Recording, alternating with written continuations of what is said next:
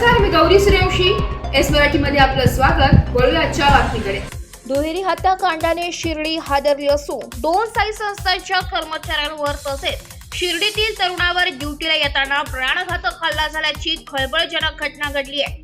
3 वेगवेगळ्या ठिकाणी तिघांवर चाकूने वार करण्यात आले, तर दोघांचा या घटनेत मृत्यू झालाय, तर एक जण गंभीर जखमी असून त्याच्यावर लोणी येथील प्रवरा रुग्णालयात उपचार सुरू आहेत.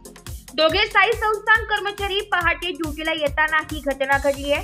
3 वेगवेगळ्या ठिकाणी तिघांवर वार झाल्याची प्राथमिक माहिती मिळत असून शिर्डीत तिघांवर चाकूने वार झाल्याने शिर्डीत एकच खळबळ उडाली आहे.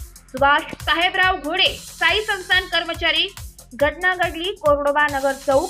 नितीन कृष्णा शेजूळ साई संस्थान कर्मचारी.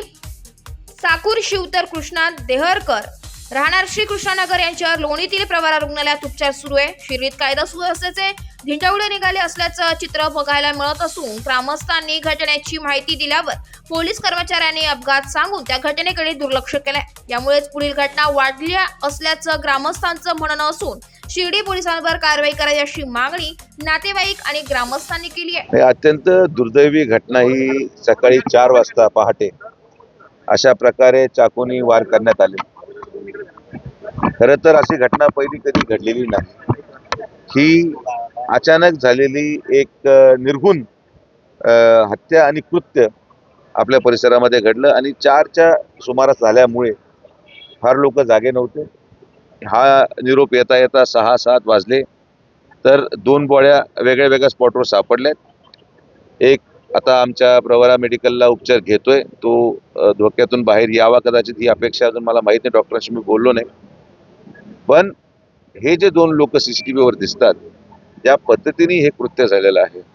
आणि परत एकदा तोच मुद्दा ऐरणीवर आला जो मी माझ्या वक्तव्याने बोललो की शिर्डीमध्ये हे जे मोफत अन्नछत्र यामुळे वाढती गुन्हेगारी आणि यामुळे हे जे बाहेरचे लोक आलेले असावेत रोजगाराच्या माध्यमातून किंवा या सगळ्या प्रक्रियेच्या माध्यमातून जे शिर्डी मोफत करून ठेवलेली आहे त्याच्या माध्यमातून आजचा हा दिवस यावा ही दुर्दैवी बाब आहे. आणि ही आमची मागणी आज त्या ठिकाणी कदाचित महाराष्ट्राला कळेल की आम्ही जे बोललो होतो ते कोणत्या उद्देशाने बोललो होतो. पण मला असं वाटतं की आज त्यावर राजकारण नको. जे घडलं ते दुर्दैवी आहे.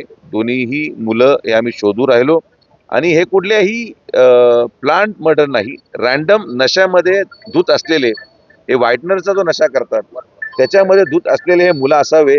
कारण की रस्त्या चालतात 3 वेगळ्या वेगळ्या लोकेशनला जो सापडला त्याला मारून त्याच्या खिशातून पैसे काढण्याचं जे कृत्य झालेलं आहे यामध्ये मला वाटत नाही की कुठलं याला जाती किंवा धर्माचा रंग असेल. हा विषय क्लिअर कट सायकोपॅथ किलर किंवा नशेच्या धूत असलेल्या माणसाने डोळे बंद करून रस्त्याला सापडलेल्या माणसावर केलेला हल्ला आहे. मला विश्वास आहे की दुपारपर्यंत हे दोन्हीही आरोपी आपल्या ताब्यात असतील आणि यासाठी पोलीस प्रशासन काम करायला तयार आहे. गुन्हेगारीवर लक्ष केंद्रित केलं आहे, मात्र पोलिसांच्या कार्यपद्धतीवर आज अनेकांनी प्रश्न उपस्थित केले आहेत. पोलिसांना कळवण्यात आलं, त्यांनी ऍक्सिडेंट म्हणून दुर्लक्ष केलं. ऍक्सिडेंट असो किंवा फोन असो, पोलिसांचं कर्तव्य नाही. यामध्ये जो कॉन्स्टेबलला पहिला फोन केला साधारण माझ्या मते 5:30ला पहिलं निरोप आला.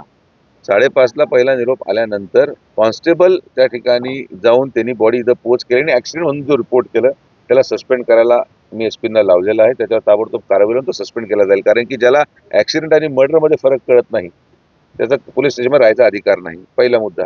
5:30ला आल्यापर्यंत, कारण की जसं म्हटलं पहाटेची वेळ होती आणि मग जेव्हा पहिला निरोप पोलिसांना आला तोपर्यंत जे उरलेल्या 2 बॉड्या होत्या, एक तर डेड बॉडी ती कृत्य 3:30ला झाले का 3ला झाले हे पण अजून आपल्याला माहिती नाही. हे CCTVच्या टायमिंग अनुसार आपण टायमिंग मॅच करू आणि पोलिसांवरही कारवाई होईल, PI वरही कारवाई होईल. कारण की जो हलगर्जीपणा यामध्ये सकाळी दाखवला गेला. सकाळी 7 वाजता मला जेव्हा निरोप आला तेव्हा सगळी यंत्रणा आपण कारणे लावली. मी SP-नाही बोललेलो आहे. SP तासभरात तिथं पोहोचतायत. LCBची टीम अराईव्ह झालेली आहे. सगळीकडून आपण पोलिंग करतोय लोक, कारण की आरोपी पहिले ताब्यात येऊन आपल्याला यांची मानसिकता काय होती हे लक्षात आल्याशिवाय मला वाटतं याच्यावर भाष्य करणं चुकीचं राहील. CCTV मध्ये घटना कैद झालेली आहे. एका डॉक्टरांच्या हॉस्पिटलच्या CCTV मधून आता मला मोबाईलवर CCTV दाखवण्यात आला. ज्या पद्धतीने चाकू मारला गेला ते सगळं CCTV मध्ये आलेलं आहे. पण दुर्दैवाने ते लो क्वालिटी CCTV असल्या कारणाने चेहरे पण आपण जे शिर्डीमध्ये CCTV लावलेत नाईट व्हिजनचे त्याच्यामध्ये ते चेहरे स्पष्ट दिसत आहेत. आपण त्यांचा शोध घ्यायला सुरू केला. या घटनेची माहिती देणाऱ्या ग्रामस्थांना आणि तसेच नातेवाईकांना उडवणुकीत करून पोलीस अधिकाऱ्यांकडनं देण्यात आली.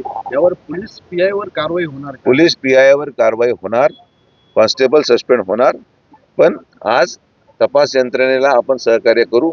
आरोपी पुढे दुसरं अजून कृत्य करायला नको, कारण की हे कदाचित नशेच्या धुंदीमध्ये अजून काय करून बसतील, म्हणून आपल्याला ताबडतोब याच्यावर कारवाई करणं आवश्यक आहे. शिर्डीतली वाढती गुन्हेगारी आहे, त्याला राजकीय राजाश्रय आहे, त्याबाबत आपण कधी त्यासाठी काय करणार आहोत? नाही. कारण इथं व्हाईटनरच्या गँग आहेत.